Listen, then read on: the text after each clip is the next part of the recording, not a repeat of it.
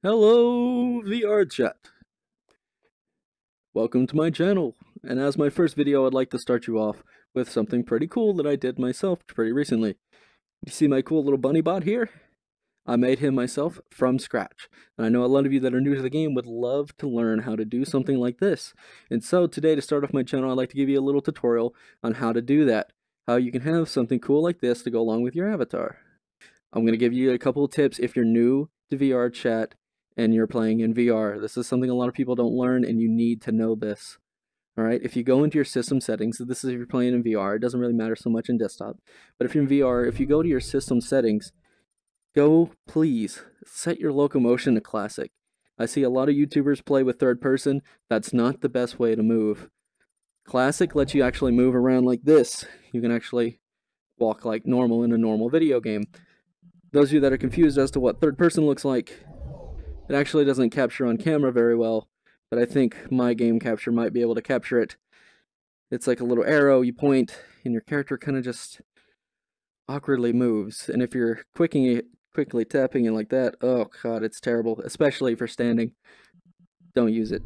So, that little tip out of the way. Also, another little tip for your desktop users as well. This counts for both of you. If you uncheck personal space, you can actually get up close to people and you can see them without them disappearing. Now that I've wasted the time a little bit, I'm no longer going to waste your time. We're going to get into the actual tutorial of how you make this little guy. It's going to include how you actually create him from scratch and how you even animate him in Blender and put him into Unity. I'll even include Unity as well. So I'm going to take you through the full process. Let's get right into it. Welcome back, everybody. Now we're on my desktop, and we're going to get right into how you create this avatar. We're going to do it very, very quick, because I don't want to give you a very step-by-step how to make your own thing. I want you to play around with it and do it yourself, but I'm going to give you some basics. The website, yes, this is a website. You don't have to download any programs to make the model. You can make it in Blender yourself, but I find this website a lot easier. This website you're going to use is called Tinkercad. It's a free website. You just log in, you sign up, whatever, and you play around with it. And this website is so easy and so fun to use to create a 3D model. And the best part is you can export it as an STL file, which you can put into Blender to animate it yourself. You can't make the animations in here, but that's okay because I prefer Blender. It's got some cool tricks. But we're going to get right into this. So as you can see right now, I've pulled up my example little robot that I've made. I kind of made this up as I went. You can see here, all of him is 3D and really cool. I just added features as I went. I even added text on the back saying that he's property of me. All right, that's what he looks like as a finished product. Now, there's actually a lot more going into making this guy than you might expect. So I've opened up an extra blank window, blank canvas, so that we can make something similar from scratch. Now, I'm actually going to take you a little bit through the process, just a tiny, tiny bit of how I made my guy. So, first things first, something incredible with Tinkercad is that most of the shapes that you'll need are right here on your right side, and you just drag and drop them onto the work plane. You can also click this drop down over here for basic shapes, and you can select text, and so you can put your text down in different letters. There's different symbols, there's connectors, so if you need something that's actually more like kind of mechanical, I suppose you could say, something like that. Extras like bunny ears and circuit kind of stuff. And there's even things for the community and whatnot. You can search for all kinds of different shapes. I bet you somebody has made something incredible that you can use. But let's go ahead and jump right into the basics of all I did. I took a box, all right? And I took the box and I dropped it right there. And instantly, when I drop the box, it gives me an option to modify my shape. First things first is solid and whole, and I'll get to what whole means in a second, but solid, you can actually change the color, so I'm going to do that, make it blue, make it black, kind of like the box that I had before for my little robot. Now, something great about this, once you learn how to play this, and by the way, once you get into Tinkercad, it will give you a tutorial, so I'm not going to give you the super basics of this. I'm just going to get into the basics of how I made my model. When you go into this, there's this little thing called radius, and when you play with this little scroll, you'll notice it actually rounds out the cube a little bit, even to the point where if you do it for max, it actually turns into a sphere, which is kind of weird. But you can actually play around with this, and that's what I did. And so I put the radius probably around 3.33. I think that's actually the number I did use in the end. And you can make your cube still a box kind of shape, but it's got round edges, more kind of like a TV kind of image that I get in my head. That's what I think of as a TV. Now, that's basically all I did for the base. If we go back and look at it, that's all my base is that it's just a cube. Everything else is these little details that I've added to it. And so once you do something like that, there you go. Something like that is pretty much done. You just gotta play around with it and add something to it. But the real part that I need to teach you is about resizing and how to add the holes to it so you actually get little engravings on your robot, because I feel like that's the thing that you want to play around with. And so the next thing we can do is add another hole. Now if you see here these little stripe things on the side, these are actually holes. That way you don't have to play with the settings. You can just automatically drag and drop one like that. Though I'm not going to do that real quick. Instead I'm going to take it and drop another box like I did last time. And then when you see up here where it says solid, you just click hole. And that makes it like that. So that's another way of doing that. So if you want to use a hole, I recommend just grabbing one of these. Though the great thing is about doing it manually yourself is that you can use any of these shapes over here and make them a hole. So remember that when you're building, you could use these different shapes as something you can use. But we're actually going to go drag back this box. I'm not sure why I deleted it. We're going to have another box similar to that of what we just used. And the way I made my engraving on the front, you'll notice there's a little bit of a cave in at the front of my robot where his face is. You simply just resize your box by touching these little white boxes here, and you can resize it. Pretty simple, these black boxes. You can play around with it. And also, if you feel like it's moving too much when you try to drag it, there's this thing at the bottom that says snap grid, and then 1 millimeter. If you actually click on that, you can change the different values, and that doesn't change the grid itself that everything's on. That changes how much it will move on the grid. So if I set it to 0.25 instead of 1 millimeter, and I put it to 0.25 of a millimeter, it'll actually have a lot more adjustment capability to it. So that's actually something I recommend you do, is play around with it. But something like this is what I did. I just made the cube with the hole, or for the hole, smaller like that so it wouldn't cut out too much. And drag it up a little bit. Oh, clicked on the wrong thing. There we go. And something like that. And you can just play around with it. I'm not going to play around with it too much because I'm not really going to end up using this new guy.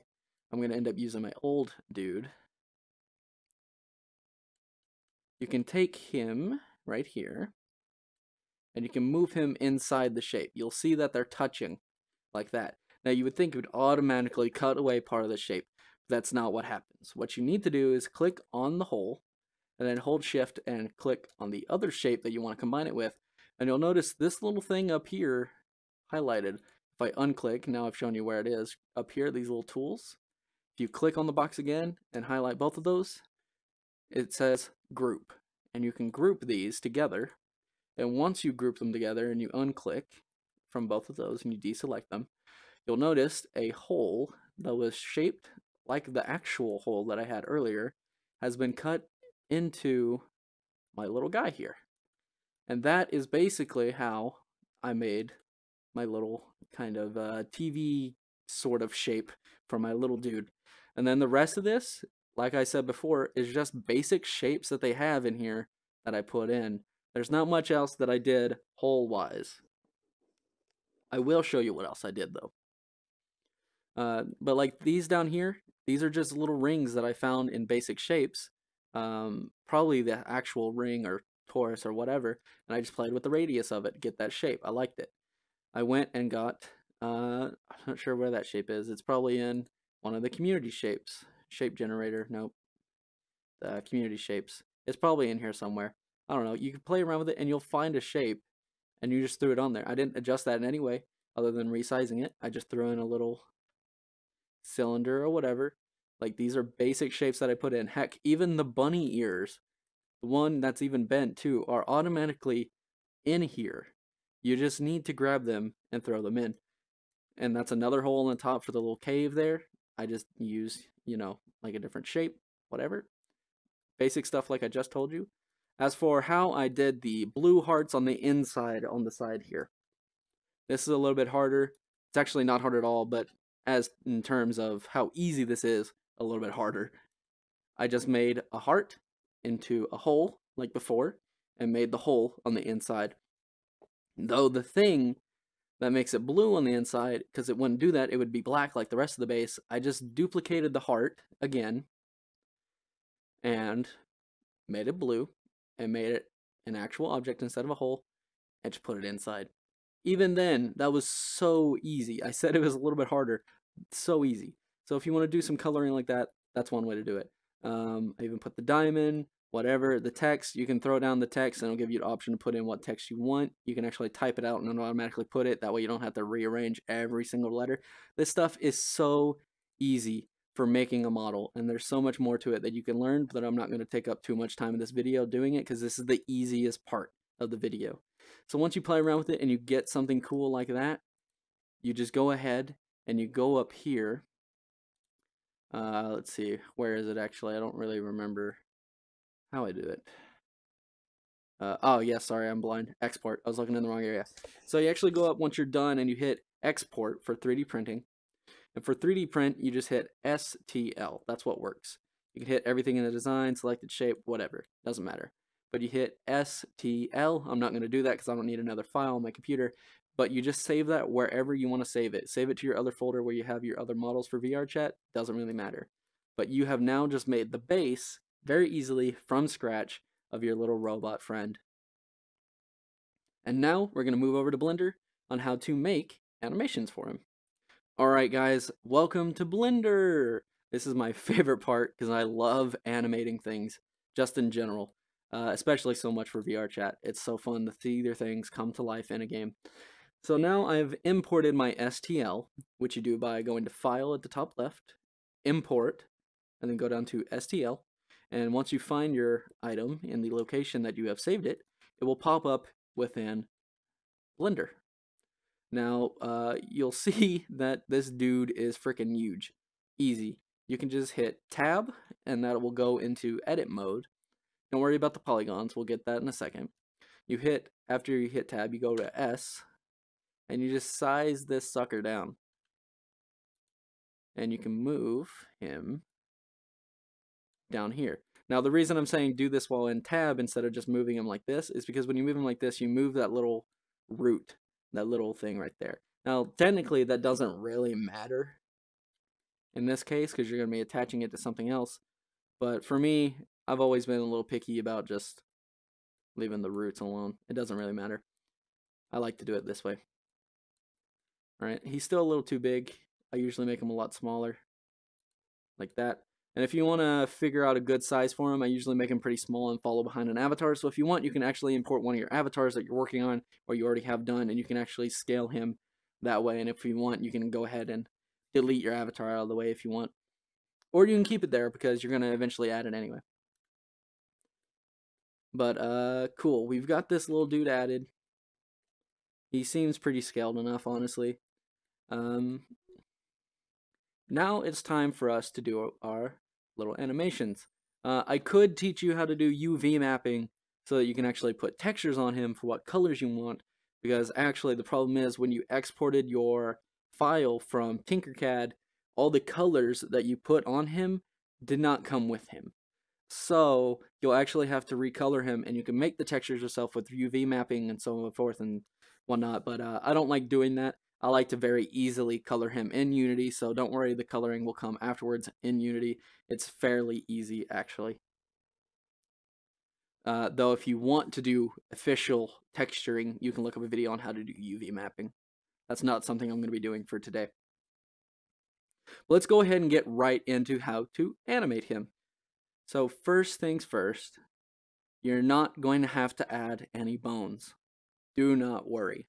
You don't have to add bones. I added a bone to him on my base model, on my actual model. And this is not the actual model that I've animated. This is him from blank slate when I added him an STL file. So I'm going to do all of this over again to make him just like I did before. I did add a bone inside him to easily parent him to the bones of my avatar, though you don't technically have to do that. You can just parent the object itself to him. Though I suppose I will do that actually for you guys now. If you want to create a bone, to stick inside him. You hold down Shift and hit A. And then this little pop-up will come up. You go to Armature and Single Bone. Now, where's this sucker at? Oh boy, why'd he spawn all the way out there? That's odd. You find this little bone, alright? And you can move him wherever. It doesn't really necessarily matter as long as you parent him to it. We're going to just move this bone inside. And I'm going to go over here to this tab right here, click this little guy right here, the armature. I'm going to click X-ray so I can see the bone through the body. And I'm just going to resize it because I like to get the bone out of the way. I don't like big bones sticking out of the characters. That doesn't really matter right there. Cool. We got our bone all set up. If you want, we can go into edit mode on that bone, hit N, have this little pop-up show up. We can go over, rename the bone right here to base for bot or something like that. Just something simple. And now this bone will be called that, so you can easily find wherever that is. Now, to easily parent this robot to the bone, you click on the robot, you click on the bone. I like to do it in pose mode just to make sure. You click on the robot and you hold Shift, click on the bone, and very quickly and easy way to parent this is to hit Control P and bone, and that'll parent it to the bone. So now if I deselect everything just to make sure I'm not actually accidentally selecting everything, if I click on just the bone, when I move the bone and rotate it with R, you'll notice that the bot follows his movements perfectly. Now you're probably wondering, why do I have the bone? Two reasons. One, I am going to parent this bone to the bone of my avatar that he's going to follow. And the second reason is I'm also going to use it to make him animate and levitate. Speaking of which, let's go ahead and animate him for levitating. Very, very simple. So, first things first, we go down to the little animation bar at the bottom. Everything down here is for animation. We go to end, and we click for 120. That's usually how long I'll do my animations, roughly from 60 frames to 120. It doesn't really matter. We could do it within 60. 120 is, we'll just have to make the animation twice as longer when we're making it. So if that's the case, I'll actually do 60 and make it easier, make it quicker for you guys. So you won't have to worry about animating it twice as much. So first things first, before we start our animation, I'm actually going to move him up to be where I want him to be. And you can put this wherever you want, but I like to put it behind the other shoulder because the wing is on her other shoulder. And you put him up here, and I'll notice that he's a little big compared to what I want him to be. I actually like him to be a tiny robot, so I can scale him down if I want. For your guys' case of being able to see things easier, I'm going to keep him big. And now we have our avatar here. She's already modified and everything. Cool. What we're going to do to parent her and the robot together is we go back to this armature tab and we hit X-ray so I can easily see her bones. I go to pose mode to easily select this, and I click on her hips so that her hips are automatically assigned. And I go up and I click his bone and I put it in pose mode. You don't necessarily have to do this, but this is how I do it. This is very easy. Watch this. You click on the bone for your base of your model, and then you shift click on the hips. Same thing as before, we hit Control and P, and we parent it to the bone. And now, and just go through and make sure that I'm deselecting everything. The only thing selected is the hip. So when I move my character, when the base of my actual character moves, he follows with it everywhere I go. So he will actually follow you correctly in game. If you crouch down with VR, he'll actually crouch down with you. If you want, you can parent him to your chest or something like that, so that whenever you turn or anything like that, I don't know why she's freaking out, he'll actually like follow you technically that way. I like to just have him float at the base and follow me instead of going all over the place when I turn, because it kind of just makes it feel like he's kind of just there, he's following me, make him feel a little bit more alive. But now we're actually going to get into the animations. The rest of this doesn't matter. I can actually hide my character if I want because I don't need her anymore. We're done with parenting him to our character. Now the part I actually wanted to get to was the animations. So I can actually hide his bone. Or actually, no, sorry. I keep getting distracted. I keep forgetting what I'm doing. Okay, wait. So now we're actually going to do animation part that I was trying to get to before. Sorry about that. I keep losing my steps along the way. To do this animation for him to float, there's two methods, and I will show you both, because they're both super fast and super easy. The first way is actually a little bit harder, just because you have to add the bone and parent him to the bone. And the first method is animating him with the bone. And so we have our keyframe set up for 60 seconds, and we just go down and we hit this little red circle to automatic keyframe insertion.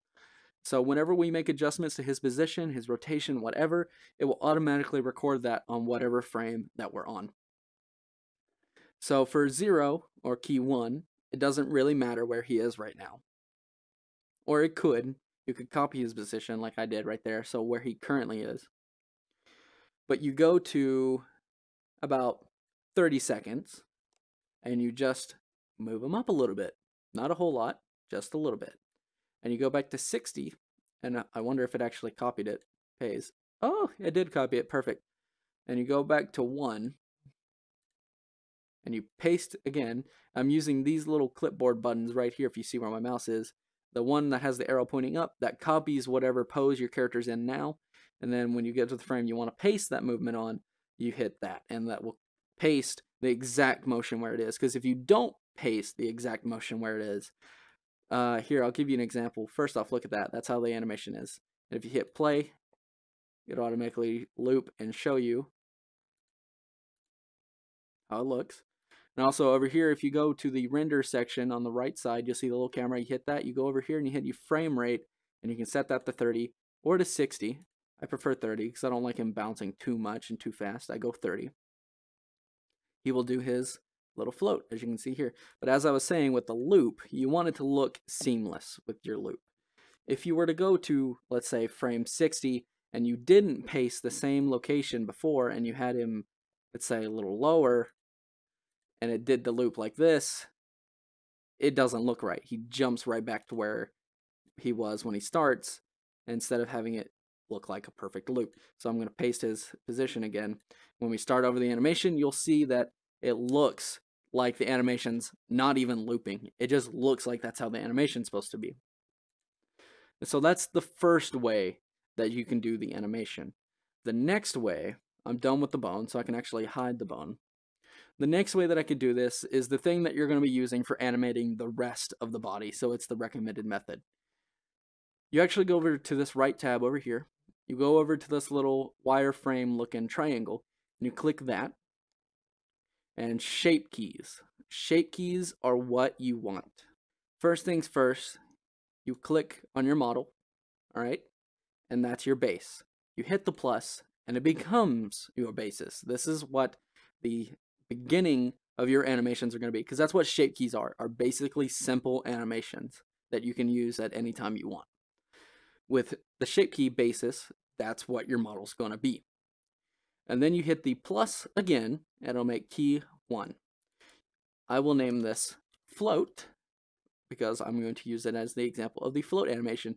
Now this is very, very simple as compared to the original bone method. All you have to do for the float, while hovering over float and clicking on it so it's highlighted in blue, so it knows that you're going to edit it, you hit the tab button to go into edit mode, all right? You hit A to select all of the model, and you move it up. And then hit tab again. And you'll notice it jumps back down, but that's because it has made the animation now. Now when you go to the value bar down here, and you move that from 0 to 1, you'll notice he moves up. It has made a very basic animation. Now that's not going to be automatically saved like with the automatic keyframing down below.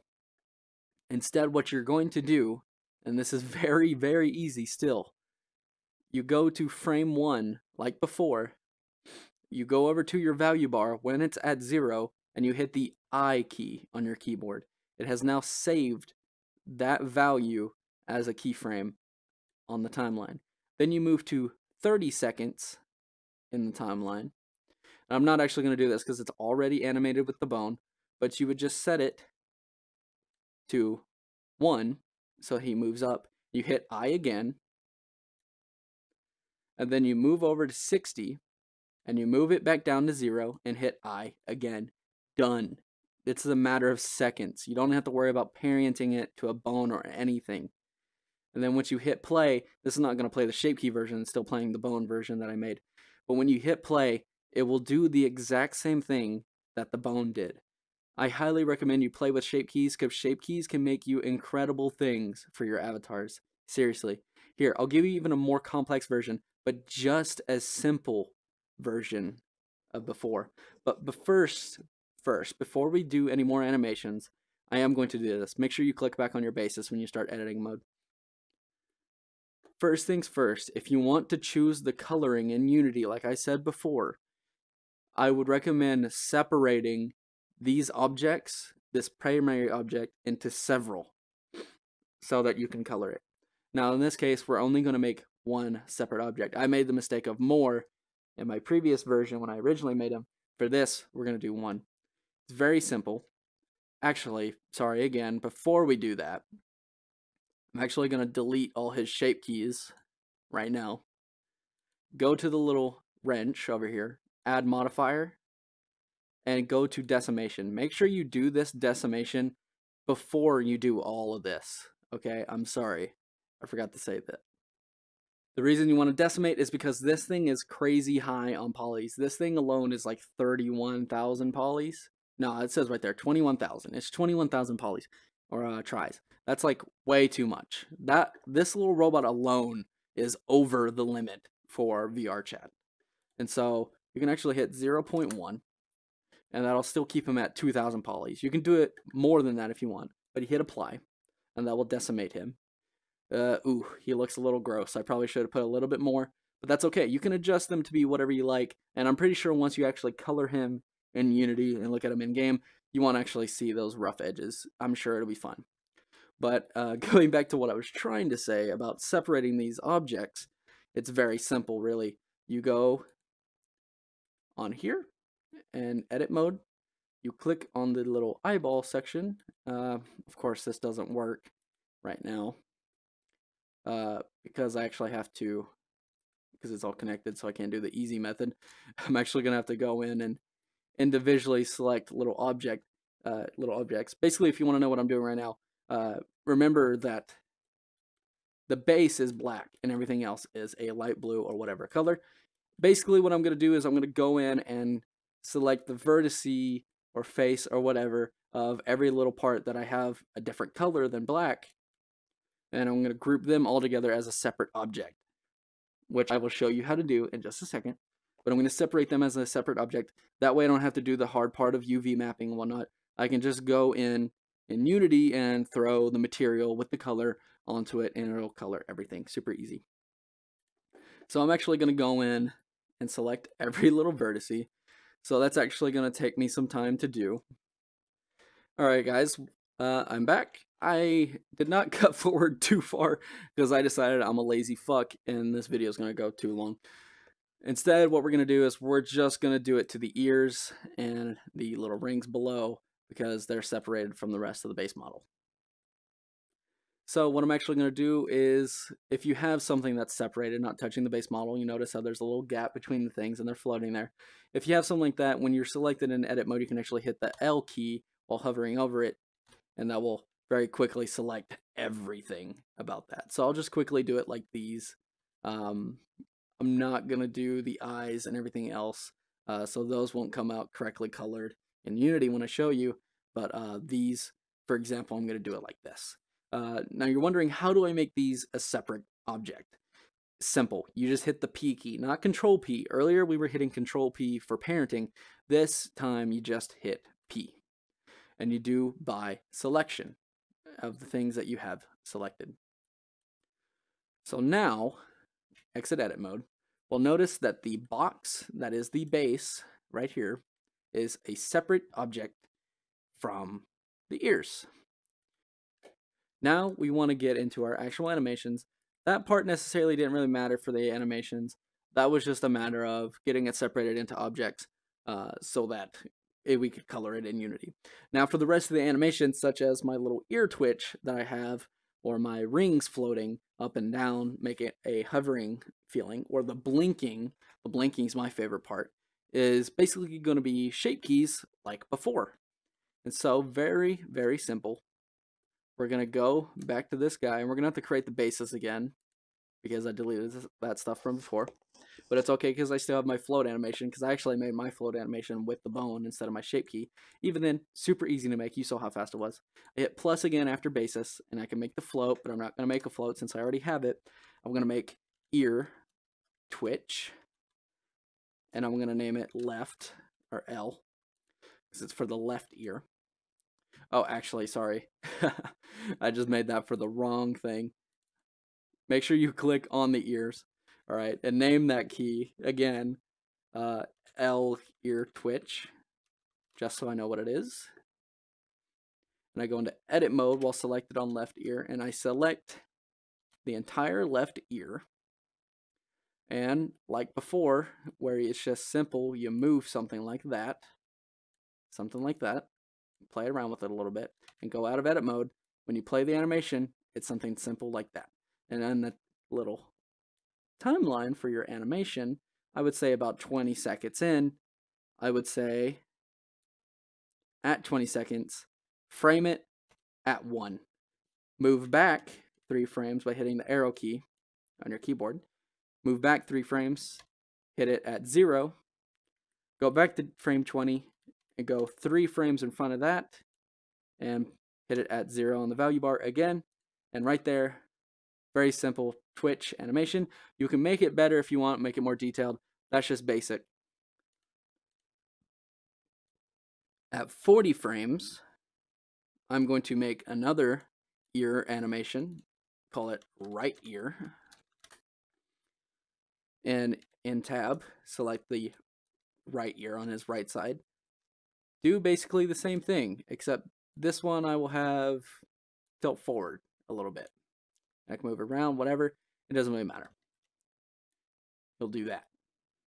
See that? Cool. Basically the same thing, but I'm going to do it at frame 40 because I don't want it to both happen at the same time. I like doing them individually. So at frame 40, do the same thing as before. Go to value 1, hit it, go forward 3 frames, hit it at value 0, go back 3 frames of 40, and hit that again. And like that, we'll test it. Little animations for the ears. And now already our static little buddy is coming to life slowly and slowly. Now the next thing we want to do is animate his little rings. Very, very simple. All right. We're going to do this by making another animation, another blend shape. We're going to call it rings. Very simple. All right. We're going to go into edit mode. And what I did, you can edit this however you want. Select the entire little ring, just the little one right now, and I rose him up a little bit. Select the upper ring and bring him down a little bit, just like that. Very simple. And now what we have made is something like this. You can make it look better if you want, but that was very basic and it worked for me. So now what I do is every 5 frames, or every 10 frames, sorry, every 10 frames, I animate it between 1 value and the 0 value. So I'm going to do that real quick. Look how fast this is. Going back and forth, just hitting the I key and scrolling the bar left and right between value 1 and value 0. This is how quick and easy it is to animate something. And I forgot to do this at frame 1. Animated at 0. Now something like that will make your animation look like that. Very quick. You saw how easy that was to make that animation. Now your little dude is all animated, except there's one last little bit of animation that I need to make, and that's the blink. Now the blink was the hardest animation for me to make, and that was simply because, if you'll see right here, if I hide a part of the eye, you'll notice you can see right through the model. Now, this is a very easy fix, though, like I said, it was the hardest. It's a little hard for me to move my camera right now, so I'm going to just scale this dude up. Oops. I'm going to scale this guy up to be bigger just so I can see, so I can see everything easier with the camera. Make sure I didn't ruin my animation. Nope, it's all good. Or well, yeah, he still hovers. It's fine. It doesn't really matter. You're usually going to keep him small anyway. If I look on the inside of this dude, I select him and I hit it, edit mode. You'll see the little caves on the inside of the eyes where you would see inside. Basically, all I did was I went down here in the edit mode and I grabbed the little edges. I grabbed one of the edges on the inside. I hit the E key. Then I let go with right click because I didn't want to move it like that. I hit the E key and that basically creates another little shape to use.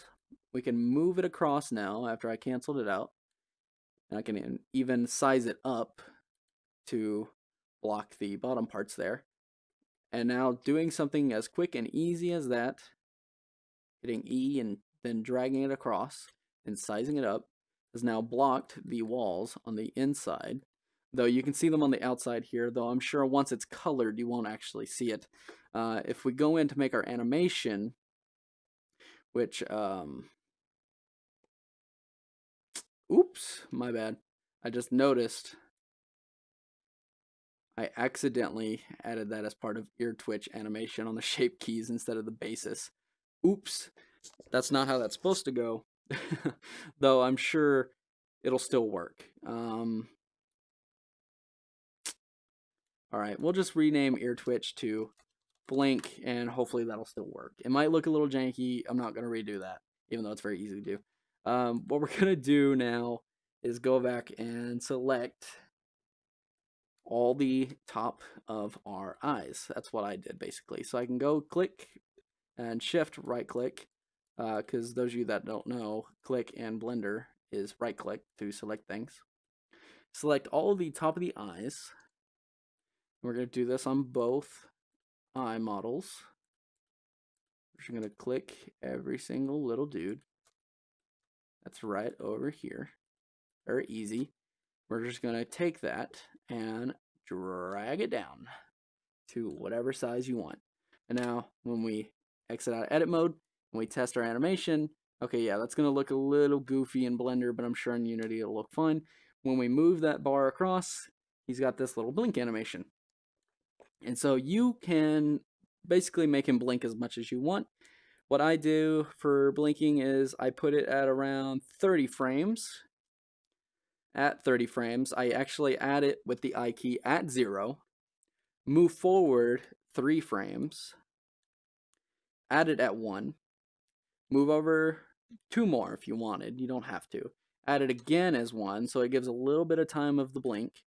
And then you move the rest of the way to frame 40 or whatever, and you hit it back at 0.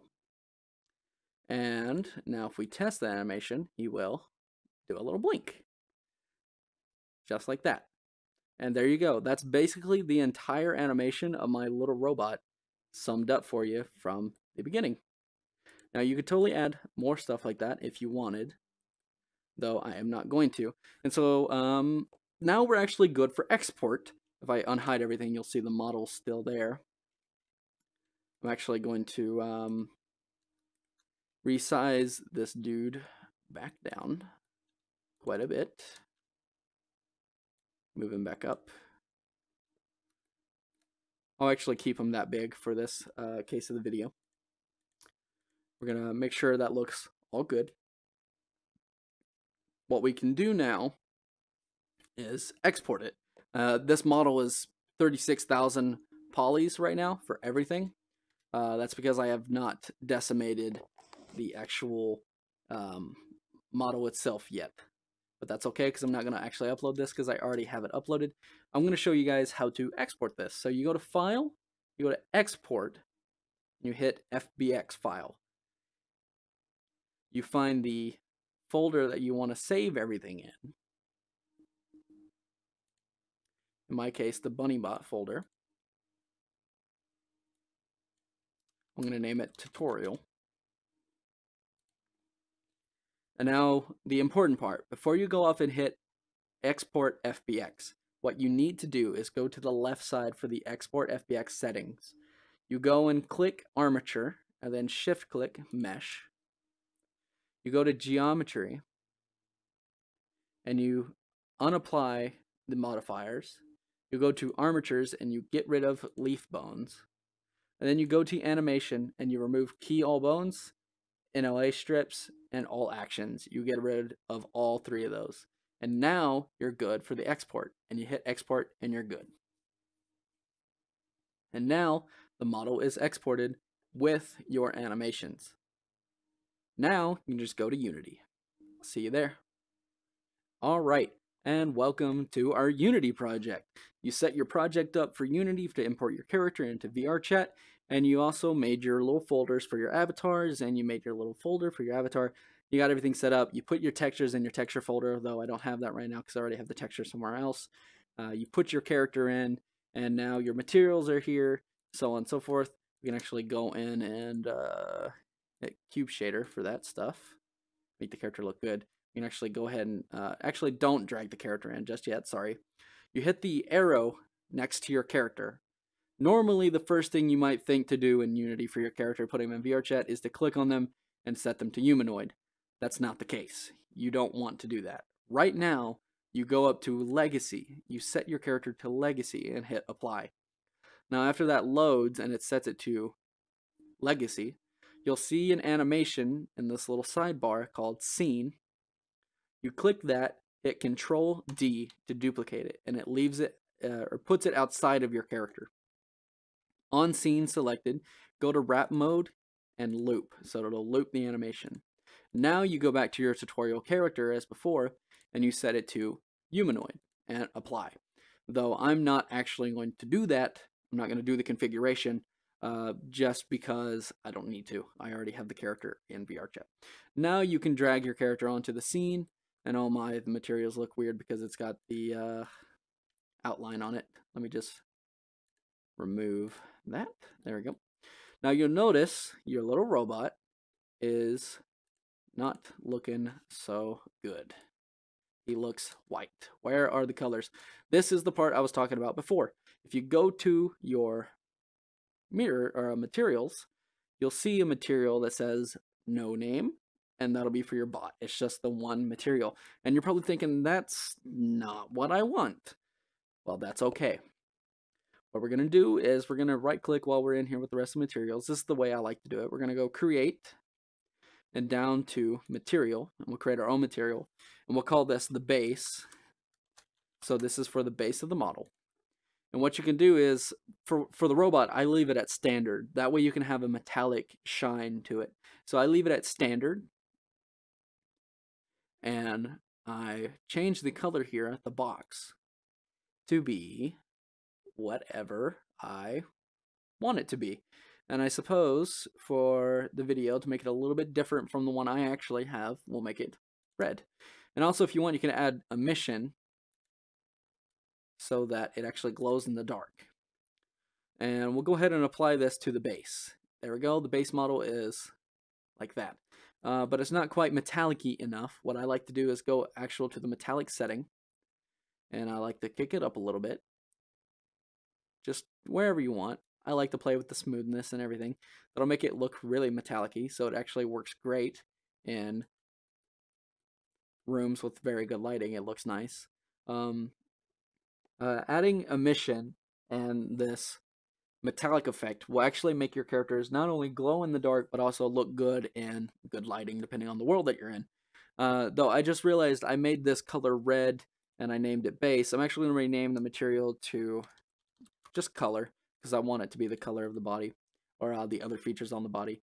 And I'm going to create another material called this one base and instead make this one black and move it to the base because I like the base of my model being black.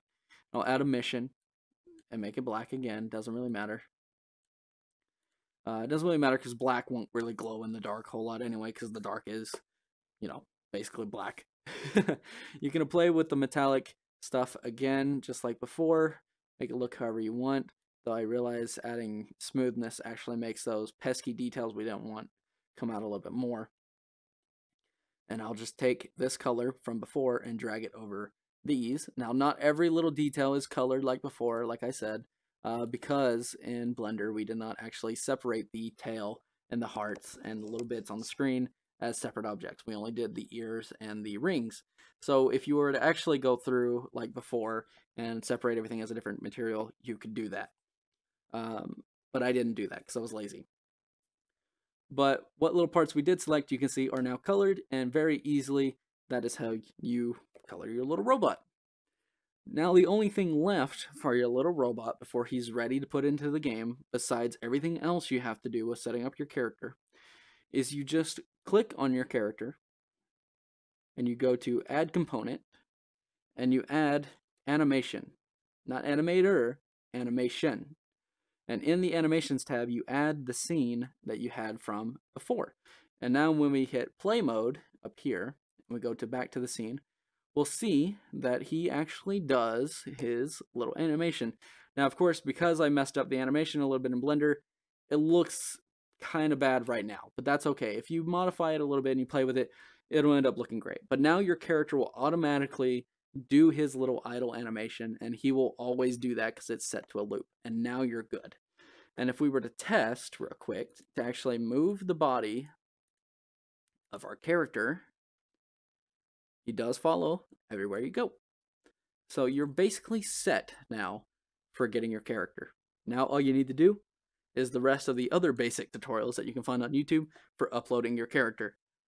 I'm sorry if this video took a lot longer than I had expected it to, or if you had expected to, though in terms of how long the stuff actually takes to make, this was a very quick tutorial. So my apologies if a super long video doesn't seem quick to you. The fact that we just made something from nothing and it's fully animated within the amount of time that we did is actually quite incredible. And now we're able to upload it and bring it to life in VRChat. So thank you for watching my tutorial, and thank you for sticking around on the channel for the many more tutorials and entertaining content that is going to come your way in the future. If you have any questions, feel free to ask me down below. Other than that, I believe we are done here. Have a good day.